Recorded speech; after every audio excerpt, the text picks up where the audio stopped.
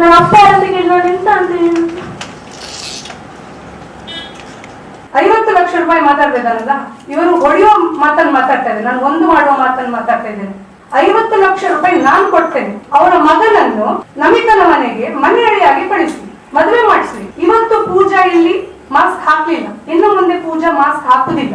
ಒಂದು ಹೆಣ್ಣಿಗೆ ಈ ಸಮಾಜದಲ್ಲಿ ಕನ್ನಡಕದಲ್ಲಿ ನಾವು ನಾಮಕರಣ ಶಾಸ್ತ್ರವನ್ನು ಇಟ್ಕೊಂಡಿದ್ದೇವೆ. ಮಗುವಿಗೆ ಒಂದು ಹೆಸರು ಬೇಕಲ್ಲ, ಮಗುದೊಂದು ಐಡೆಂಟಿಟಿ ಬೇಕಲ್ಲ. ಇವನು ಮದುವೆ ಆಗುದಿಲ್ಲ ಅಂತ ಹೇಳಿದ್ರೆ ಮಗುವಿಗೆ ಐಡೆಂಟಿಟಿ ಇಲ್ವಾ? ಅದು ಕೋರ್ಟ್ ಕೊಡ್ತದೆ. ಯಾಕೆಂದ್ರೆ ರಾಜಕಾರಣಿಗಳಿಂದ ಯಾರಿಂದ ಇದು ಸಾಧ್ಯ ಇಲ್ಲ. ಇದೇನು ಅದೇ ಈಗ ಒಬ್ಬ ಮುಸ್ಲಿಂ ಹುಡುಗ ಇಲ್ಲಿ ಈ ಪ್ರಕರಣದಲ್ಲಿ ಇದ್ದಿದ್ರೆ ಈಗ ಮಗುವಿಗೆ 6 ತಿಂಗಳಾಯ್ತು, ಅಪ್ಪ ಬದುಕ್ತಾ ಇದ್ನ. ಚರ್ಚೆಯಲ್ಲಿತ್ತು, ಮತ್ತೆ ಸಡನ್ ಆಗಿ ಎಲ್ಲರೂ ಮಾಯ ಆಗಿದ್ರು. ಮಾಯ ಆಗಿ ನಾವು ಹೋಗಿರ್ಲಿಲ್ಲ, ನಮ್ಮನ್ನು ಮಾಯ ಮಾಡಿದ್ರು ಸ್ವಲ್ಪ ಜನ.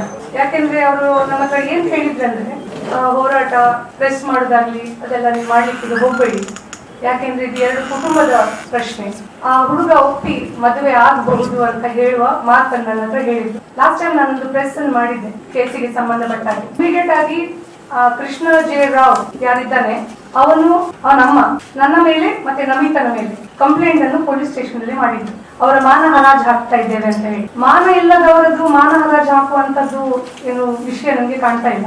ಅಂತವ್ರದ್ದು ಮಾನ ಮರ್ಯಾದೆ ನಾವು ಎಂತ ಹರಾಜು ಹಾಕೋದು? ಮಾನ ಈ ಹೆಣ್ಣು ಮಗಳದ್ದು ಅವರು ಹರಾಜು ಹಾಕಿದ್ದಾರೆ. ಅವನು ಆರಾಮದಲ್ಲಿ ತಿರುಗ್ತಾ ಇದ್ದಾರೆ, ಅವರು ಟೈಮ್ ತಗೊಳ್ತಾ ಇದ್ದಾರೆ, ಅವ್ರ ಹತ್ರ ದುಡ್ಡಿದೆ. ಈ ಪ್ರಕರಣಕ್ಕೆ ಸಂಬಂಧಪಟ್ಟ ಹಾಗೆ ನಾನು ಕೆಲವೊಂದು ವಿಚಾರಗಳನ್ನು ನಿಮ್ಗೆ ಗಮನ ಹರಿಸಲಿಕ್ಕೆ ಇಚ್ಛಿಸ್ತೇನೆ. ಈ ಹುಡುಗಿಗೆ 7.5 ತಿಂಗಳು ಗರ್ಭಿಣಿ ಇದ್ದಾಗ ಅವಳು ಗರ್ಭಿಣಿ ಅಂತ ಹೇಳಿ ಗೊತ್ತಾದಾಗ ಈ ಮಾತನ್ನು ಅವರು ಜಗನ್ನಿವಾಸ್ ರಾವ್ ಹತ್ರ ಹೇಳ್ಕೊಂಡ್ರು. ಹೇಳುವಾಗ ಅವರೆಲ್ಲ ಇವರ ಮನೆಗೆ ಬಂದು, ಅವರಮ್ಮ ಜಗನ್ನಿವಾಸ್ ರಾವ್ ಮನೆಗೆ ಬಂದು ಸಂಧಾನವನ್ನು ಮಾಡಿ ಮಗುವನ್ನು ತೆಗಿಸ್ಬೇಕು ಅಂತ ಹೇಳಿ, ಮಗು ತೆಗಿಸ್ಲಿಕ್ಕೆ 8 ಲಕ್ಷ ರೂಪಾಯಿ ದುಡ್ಡನ್ನು ಕೊಡ್ತೇನೆ ಅಂತ ಹೇಳಿ, 10 ಲಕ್ಷ ರೂಪಾಯಿ 10,000 ರೂಪಾಯಿ ಅಬಾರ್ಷನ್ಗೆ ಅಂತ ಹೇಳಿ ನಮಿತನ ಅಕೌಂಟಿಗೆ ಗೂಗಲ್ ಪೇ ಅನ್ನು ಮಾಡಿದ್ದಾರೆ. ಬೇರೆ ಬೇರೆ ಹಾಸ್ಪಿಟಲ್ಸ್ಗೆ ಇವರನ್ನು ಕರ್ಕೊಂಡು ಹೋಗಿದ್ದಾರೆ. ಎಲ್ಲಾ ಹಾಸ್ಪಿಟಲ್ಗಳಲ್ಲಿ ಹೇಳಿದಿಷ್ಟೇ, ಈಗಾಗಲೇ ಮಗು 7.5 ತಿಂಗಳಾಗಿದೆ, ಮತ್ತೆ ಅಬಾರ್ಷನ್ ನಮ್ಮ ಹಾಸ್ಪಿಟಲ್ ನಾವು ಮಾಡುದಿಲ್ಲ ಅಂತ ಹೇಳಿ ಇವರನ್ನು ವಾಪಸ್ ಕಳಿಸಿದ್ರು. ಇವರ ದುಡ್ಡಿನ ಬಲದಿಂದ ಇವರು ಏನ್ ಮಾಡಿದ್ರು, ಬಂಟ್ವಾಳದಲ್ಲಿ ಯಾರೋ ಒಬ್ಳು ಡಾಕ್ಟರ್ ಅಬಾರ್ಷನ್ ಮಾಡ್ತಾರೆ ಅಂತ ಹೇಳಿ ಇವರನ್ನು ಒಪ್ಪಿಸಲಿಕ್ಕೆ ಪ್ರಯತ್ನ ಮಾಡಿದ್ರು. ನಮಿತ ಅದಕ್ಕೆ ಒಪ್ಪಿಲ್ಲ. ಅದೇ ದಿನ ಅವರು ಕಂಪ್ಲೇಂಟ್ ಅನ್ನು ಮಾಡಿದ್ರು. ಕಂಪ್ಲೇಂಟ್ ಅನ್ನು ಮಾಡಿದ ಮೇಲೆ ನಾನು ಜಗನ್ನಿವಾಸ್ ರಾವ್ ಹತ್ರ ಮಾತಾಡಿದ್ದೆ, ಮದುವೆ ಮಾಡಿಸಿ ಕೋಟಿಗೆ ಅಂತ ಹೇಳಿದ್ರು. ಕಂಪ್ಲೇಂಟ್ ಮಾಡಿದಾಗ ಅಲ್ಲಿ MLA ಪುತ್ತೂರು ಶಾಸಕರು ಬಂದು ಅಲ್ಲಿ ಸಂಧಾನ ಮಾಡ್ತಾರೆ, ಕಂಪ್ಲೇಂಟ್ ಎಲ್ಲ ಮಾಡ್ಲಿಕ್ಕೆ ಹೋಗ್ಬೇಡಿ, ಅವರು ಒಪ್ಕೊಂಡಿದ್ದಾರೆ. ಹುಡುಗನಿಗೆ 21 ವರ್ಷ ಆದ ಕೂಡಲೇ ನಾವು ಮದುವೆ ಮಾಡಿಸ್ತೇವೆ ಅಂತ ಹೇಳಿದ್ದೇವೆ ಅಂತ ಹೇಳಿದ್ರು. ಅದನ್ನು ನಂಬ್ಕೊಂಡು ಇನ್ನು 21 ವರ್ಷ ಆಗ್ಲಿಕ್ಕೆ ಬರೀ 1 ತಿಂಗಳು ಮಾತ್ರ ಇದ್ದಿದ್ದು. ಅಷ್ಟೊತ್ತಿಗೆ ಇವಳಿಗೆ ಹೆರಿಗೆ ಆಯ್ತು, ಅವನಿಗೆ 21 ವರ್ಷನೂ ಆಯ್ತು. ಮತ್ತೆ ಅವರು ಪ್ಲೇಟ್ ಅನ್ನು ಚೇಂಜ್ ಮಾಡಿದ್ರು. They were not ready for the marriage. ನಾನು ಜಗನ್ನಿವಾಸ್ ರಾವ್ಗೆ ಆ ಟೈಮಲ್ಲಿ ಕಾಲ್ ಮಾಡಿದ್ದೆ. ಆವಾಗ ಅವರು ನನ್ನ ಹತ್ರ ಹೇಳಿದ್ರು, ಅದು ನಮ್ಮ ಮಗು ನಮ್ಮದೇ ಅಲ್ಲ, ಹುಡುಗಿ ಸರಿ ಇಲ್ಲ ಅಂತ ಹೇಳಿದ್ರು. DNA ರಿಪೋರ್ಟ್ ಬರ್ಲಿ, ಅದ್ರ ನಂತರ ಮಾಡುವ ಅಂತ ಹೇಳಿದ್ರು, ಮದುವೆ ಮಾಡಿಸುವ ಅಂತ. DNA ರಿಪೋರ್ಟ್ ಅಲ್ಲಿ ಮಗು ಕೃಷ್ಣ ಜೆ ರಾವ್ ಅಂತ ಹೇಳಿ ಗೊತ್ತಾಯ್ತು. ಅದ್ರ ನಂತರ ಹೇಳಿದ್ರು ನಮ್ಮ ಮಗನಿಗೆ ಮದುವೆ ಆಗ್ಲಿಕ್ಕೆ ಇಷ್ಟ ಇಲ್ಲ ಅಂತ ಹೇಳಿ. ಅದ್ರ ನಂತರ ಜೈಲಿಂದ ಹೊರಗೆ ಬಂದ ಬೇಲ್ ಮೇಲೆ ಹೊರಗೆ ಬಂದಾಗ ಆ ಸಂದರ್ಭದಲ್ಲಿ ನಮ್ಮ ಹತ್ರ ಏನ್ ಹೇಳಿದ್ರು, ಇನ್ನು ಮುಂದಕ್ಕೆ ನೀವು ಹೋರಾಟ ಅದೆಲ್ಲ ಏನು ಮಾಡ್ಲಿಕ್ಕೆ ಹೋಗ್ಬೇಡಿ, ಯಾಕೆಂದ್ರೆ ನಾವು ಅದನ್ನ ಸೇರ್ಕೊಂಡು ಸರಿ ಮಾಡ್ತೀವಿ ಅಂತ ಹೇಳಿದ್ರು. ಬಿಜೆಪಿ ಪಕ್ಷದಲ್ಲಿ ಜಗನ್ನಿವಾಸ್ ರಾವ್ ಇದ್ದವರು, ಅವ್ರಿಗೆ ಬರೀ ಒಂದು ನೋಟಿಸ್ ಕೊಟ್ಟು ಜನರ ಕಣ್ಣಿಗೆ ಮಣ್ಣನ್ನು ಹಚ್ಚಿದ್ರು. ಬರೀ ಒಂದು ನೋಟಿಸ್ಗೆ ರಿಪ್ಲೈ ಕಾಯ್ತಾ ಇದ್ದೇವೆ ಅಂತ ಹೇಳ್ತಾ ಇದ್ರು. ಇವರು ಕಲ್ಲಡ್ಕ ಪ್ರಭಾಕರ್ ಭಟ್ ಹತ್ರ ಹೋದ್ರು, ನಳಿನ್ ಕುಮಾರ್ ಕಟೀಲ್ ಹತ್ರ ಹೋದ್ರು, ಎಲ್ಲಾ ಕಡೆ ಸುತ್ತಾಡಿದ್ರು. ಎಲ್ಲರೂ ಭರವಸೆ ಕೊಟ್ರು, ಮಾತಾಡ್ತೀವಿ ಅಂತ ಹೇಳಿ. ನಮ್ಮ ಹತ್ರನೂ ಅದೇ ಹೇಳಿದ್ರು, ಒಂದು ಹಂತಕ್ಕೆ ಬಂದಿದೆ, ಮಾತಾಡ್ತಾ ಇದ್ದೇವೆ ಅಂತ ಹೇಳಿ. ಇವನು ಬೇಲಿಂದ ಹೊರಗಿದ್ದ. ನಾವು ಬೇಲ್ ರಿಜೆಕ್ಷನ್ಗೂ ಹಾಕ್ಲಿಲ್ಲ, ಯಾಕೆಂದ್ರೆ ಅವರಿಬ್ರು ಒಂದಾದ್ರೆ ಒಳ್ಳೇದು, ಅವರ ಫ್ಯಾಮಿಲಿ ಸರಿ ಹೋದ್ರೆ ಒಳ್ಳೇದು, ಇವಳಿಗೆ ಒಂದು ಮದುವೆ ಆದ್ರೆ ಒಳ್ಳೇದು ಅಂತ ಹೇಳುವ ದೃಷ್ಟಿಯಲ್ಲಿ ನಾವು ಆ ಸಂದರ್ಭದಲ್ಲಿ ನಾವು ಸುಮ್ಮನೆ ಆದ್ವಿ. ಯಾಕೆಂದ್ರೆ ಅವರವರು ದೊಡ್ಡವರೆಲ್ಲ ಬೇರೆ ಬೇರೆ ಮುಖಂಡರೆಲ್ಲ ಬಂದು ಸೇರ್ಕೊಂಡು ಮಾತುಕತೆಗಳನ್ನು ಮಾಡ್ತಾ ಇದ್ವಿ. ಫೈನಲಿ ಒಂದು ತಾಳ್ಮೆ ಅಂತ ಎಲ್ಲರಿಗೂ ಇರ್ತದೆ. ಅವನಲ್ಲಿ ಓಡಾಡ್ತಾ ಇದ್ದಾನೆ, ಕಾಲೇಜ್ಗೆ ಹೋಗ್ತಾ ಇದ್ದಾನೆ, ನಾರ್ಮಲ್ ಆಗಿದ್ದಾನೆ. ಕೃಷ್ಣ ಜೆ ರಾವ್ ಆಗ್ಲಿ ಅವನ ಫ್ಯಾಮಿಲಿಗಾಗ್ಲಿ ಏನೂ ತೊಂದರೆ ಇಲ್ಲ. ಹಳೆ ಮನೆ ವಾಸ್ತು ಸರಿ ಇಲ್ಲ ಅಂತ ಹೇಳಿ ಈಗ ಹೊಸ ದೊಡ್ಡ ಕೋಟೆಯನ್ನು ಕಟ್ತಾ ಇದ್ದಾನೆ, ಕಟ್ಲಿ, ಏನು ಪ್ರಾಬ್ಲಮ್ ಇಲ್ಲ. ಇಲ್ಲಿ ಈ ಶ್ರೀಮಂತರಿಗೆ ಏನಂದ್ರೆ ಬಡವರ ಮಕ್ಕಳು ಒಂದು ಭೋಗದ ವಸ್ತಾಗಿದೆ. ದುಡ್ಡು ಕೊಟ್ಟ ಕೂಡಲೇ ಎಲ್ಲ ಸರಿ ಹೋಗ್ತದೆ ಅಂತ ಹೇಳಿ ಅವ್ರು ಅನ್ಕೊಂಡಿದ್ದಾರೆ. ಮಾತುಕತೆಗೆ ಬಂದ್ರು. ನಮ್ಮ ಹತ್ರ ಯಾರ ಹತ್ರ ಮಾತಾಡುದಿಲ್ಲ, ನಮಿತನ ಹತ್ರ ಮಾತಾಡುದಿಲ್ಲ, ನಮಿತನ ಮನೆಯವರ ಹತ್ರ ಯಾರ ಹತ್ರ ಮಾತಾಡುದಿಲ್ಲ. ಯಾವ 2-3 ಜನ ಹೊರಗಡೆಯಿಂದಲೂ ಮಾತಾಡ್ತಾ ಇದ್ದಾರೆ. ಮೊನ್ನೆ ಆದ ಕನ್ವರ್ಸೇಷನ್ ಏನಂದ್ರೆ ಅದು ಯಾವ ರೀತಿ ಮಾತಾಡ್ತಾರೆ ಅಂತ ನನಗೂ ಅರ್ಥ ಆಗ್ಲಿಲ್ಲ. ಅವ್ರು ಹೇಳ್ತಾರೆ, ಈ ಮಗುವನ್ನು ಸಾಂತ್ವನ ಕೇಂದ್ರಕ್ಕೆ ಬಿಡಬೇಕು. ನನ್ನ ಹತ್ರ ರೆಕಾರ್ಡ್ ಇದೆ, ನಾನು ಯಾವ್ದು ರೆಕಾರ್ಡ್ ಇಲ್ಲದೆ ಮಾತಾಡೋದಿಲ್ಲ. ಈ ಮೀಡಿಯೇಟರ್ಸ್ ಯಾರಿದ್ದಾರೆ, ಏನು ಮಾತಾಡಿದ್ದಾರೆ, ಅದ್ರ ರೆಕಾರ್ಡ್ ನನ್ನ ಹತ್ರ ಇದೆ. ಅದು ನೆಕ್ಸ್ಟ್ ನಾನು ರಿಲೀಸ್ ಮಾಡ್ತೇನೆ. ಸಾಂತ್ವನ ಕೇಂದ್ರಕ್ಕೆ ಮಗುವನ್ನು ಬಿಡಬೇಕು, ಫಸ್ಟ್ ಪಾಯಿಂಟ್. ಸೆಕೆಂಡ್ ಪಾಯಿಂಟ್ ಏನಂದ್ರೆ, ಈ ಹುಡುಗಿಯನ್ನು ಅದರ ನಂತರ ಅವನು ಮದುವೆ ಆಗ್ತಾನಂತೆ.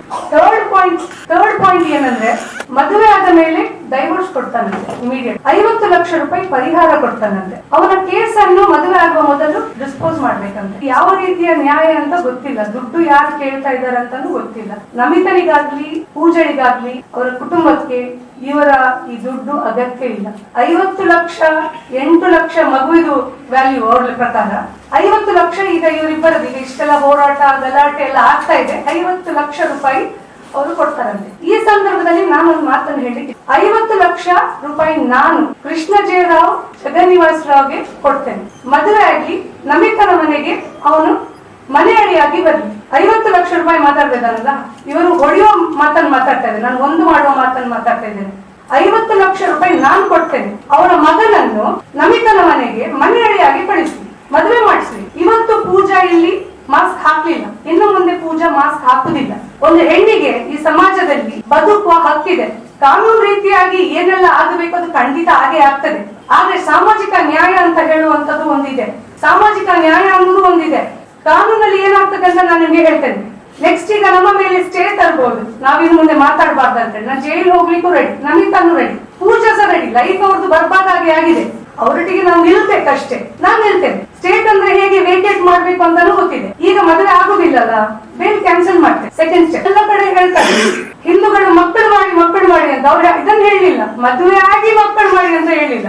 ಹಾಗಾಗಿ 24 ತಾರೀಕು ಜನವರಿಯಲ್ಲಿ ಕರ್ನಾಟಕದಲ್ಲಿ ನಾವು ನಾಮಕರಣ ಶಾಸ್ತ್ರವನ್ನು ಇಟ್ಕೊಂಡಿದ್ದೇವೆ. ಮಗುವಿಗೆ ಒಂದು ಹೆಸರು ಬೇಕಲ್ಲ, ಮಗುದೊಂದು ಐಡೆಂಟಿಟಿ ಬೇಕಲ್ಲ. ಇವನು ಮದುವೆ ಆಗುದಿಲ್ಲ ಅಂತ ಹೇಳಿದ್ರೆ ಮಗುವಿಗೆ ಐಡೆಂಟಿಟಿ ಇಲ್ವಾ? ಅದು ಕೋರ್ಟ್ ಕೊಡ್ತದೆ. DNA ಟೆಸ್ಟ್ ಆಗಿದೆ, ಕೃಷ್ಣ ರಾವೇ ಅವನ ಅಪ್ಪ ಅಂತ ಹೇಳಿ ಪ್ರೂವ್ ಆಗಿದೆ. ಇನ್ನು ಮುಂದಕ್ಕೂ ಅವನು ಮದುವೆ ಆಗುದಿಲ್ಲ ಅಂತ ಹೇಳಿದ್ರೆ 10 ವರ್ಷ ಜೈಲಲ್ಲಿ ಇರ್ಲಿ, ತೊಂದರೆ ಇಲ್ಲ. ಸಾಮಾಜಿಕ ನ್ಯಾಯದಲ್ಲಿ ನಾನು ಏನ್ ಕೇಳ್ತಾ ಇದ್ದೇನೆ ಅಂದ್ರೆ, ಅವನು ಅವಳೊಟ್ಟಿಗೆ ಬಾಳ್ವೆ ಮಾಡ್ತಾನ ಇಲ್ವಾ ಅದೆಲ್ಲ ಮತ್ತೆ ಪ್ರಶ್ನೆ. ಇಬ್ರು ತಪ್ಪು ಮಾಡಿದ್ದಾರೆ, ಈ ತಪ್ಪಿಗೆ ಪ್ರಾಯಶ್ಚಿತವಾಗಿ ಮಗು ಹುಟ್ಟಿದೆ. ಹಾಗಾಗಿ ಪೂಜಾರಿಗೆ ಇನ್ನು ಪೂಜಾ ಯಾರು ನಮಿತಾ ಯಾರು ಇಡೀ ಲೋಕಕ್ಕೆ ಗೊತ್ತಿದೆ. ಐಡೆಂಟಿಟಿಯನ್ನು ಮುಖ ಮುಚ್ಚಿಕೊಂಡು ಕುತ್ಕೊಂಡು ಸಾಯುವವರೆಗೆ ಅವನು ಮದುವೆ ಆಗುದಿಲ್ಲ. ಇವಳು ಮುಖಕ್ಕೆ ಮಾಸ್ಕ್ ಹಾಕೊಂಡು ಅವಳಿಗೆ ಅವಳ ಐಡೆಂಟಿಟಿ ಇಲ್ವಾ? 86% ಮಾರ್ಕ್ ತೆಗೆದಿದ್ದಾಳೆ ಅವಳು ಕಲಿತ ಕೋರ್ಸ್ ಇಲ್ಲ, ಫೈನಲ್ ಇಯರ್ ಅಲ್ಲಿ ಇದ್ದಾಳೆ. ಅವಳಿಗೆ ಬದುಕನ್ನು ಹೇಗೆ ಕಟ್ಕೊಳ್ಬೇಕು ಅವಳಿಗೂ ಗೊತ್ತುಂಟು. ಆದ್ರೆ ನಾವೆಲ್ಲರೂ ಈ ಸಮಾಜದಲ್ಲಿ ಸಮಾಜದಲ್ಲಿ ಮದುವೆ ಅನ್ನೋದು ಒಂದು ತುಂಬಾ ಶ್ರೇಷ್ಠವಾದ ಒಂದು ಸ್ಥಾನಮಾನ ಇದೆ. ಅವನು ಮದುವೆ ಆಗ್ಲಿ, ಮದುವೆ ಆದ ಮೇಲೆ ಒಂದು ವೇಳೆ ಅವನಿಗೆ ಸರಿ ಹೋಗ್ಲಿಲ್ಲ ಅಂತ ಆದ್ರೆ, ಹೆಂಡತಿ ಜೊತೆ ಸಂಸಾರ ಮಾಡಲಿಕ್ಕೆ ಆಗುದಿಲ್ಲ ಅಂತ ಆದ್ರೆ, ಅದ್ರ ನಂತರ ಅದಕ್ಕೆ ಆದ ಕಾನೂನಲ್ಲಿ ಬೇಕಾದಷ್ಟು ವ್ಯವಸ್ಥೆಗಳಿದೆ, ಅದು ಮತ್ತೆ ಮಾತಾಡುವಂತದ್ದು. ಇವರು ಅನ್ಕೊಂಡಿದ್ದಾರೆ.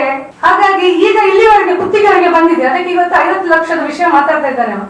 ಕರ್ನಾಟಕದಲ್ಲಿ ಈ ಪ್ರತಿಭಟನೆ ಏನಿದೆ ಅಲ್ಲಿಂದ ಸ್ಟಾರ್ಟ್. ಇನ್ನು ಯಾರು ನಮ್ಮ ಬಾಯಿ ಇನ್ನು ಯಾವ ಸಂಧಾನಗಳಿಲ್ಲ. ಕೋರ್ಟ್ ಅಲ್ಲಿ ಅವನ ಫಸ್ಟ್ ಬೇಲ್ ರಿಜೆಕ್ಷನ್ ಮಾಡುವಂತದ್ದು, ಮತ್ತೆ ಇವರು ಹಿಂದುತ್ವ ಧರ್ಮ ಏನು ಜಾತಿ ಯಾವುದೂ ಇಲ್ಲ.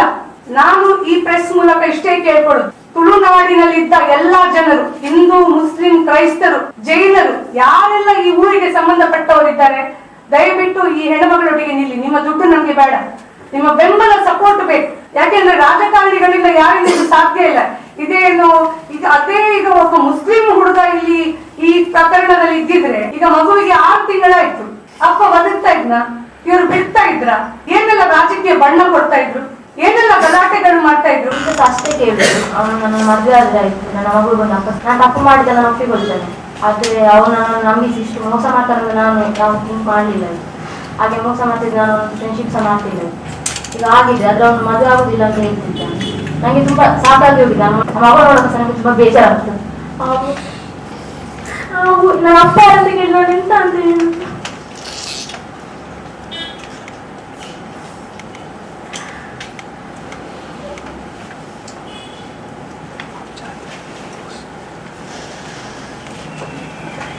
ನೋಡಿ. ಅವರಿಗೆ ವಿಷಯ ಅಂತಂದ್ರೆ ಏನು ಮಾತಾಡ್ಲಿಕ್ಕೆ ಅವ್ರು ಹೆದರ್ತಾರೆ. ಯಾಕೆಂದ್ರೆ ಎಲ್ಲರೂ ದಬಾಯಿಸೋರು ಇರುದು ಈ ಸಮಾಜದಲ್ಲಿ.